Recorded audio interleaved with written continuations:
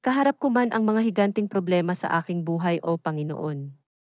Tinitiyak mo sa akin ang iyong presensya saan man ako magpunta. Bigyan mo ako ng pananampalataya na hindi takbuhan ang mga higanting problemang ito. Dahil sigurado ako na ang labanan ay sa iyo. Ang aking pagtitiwala at tagumpay ay nasa iyo lamang.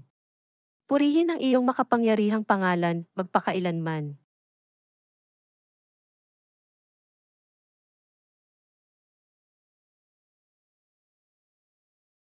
Kaharap ko man ang mga higanting problema sa aking buhay o Panginoon. Tinitiyak mo sa akin ang iyong presensya saan man ako magpunta. Bigyan mo ako ng pananampalataya na hindi takbuhan ang mga higanting problemang ito.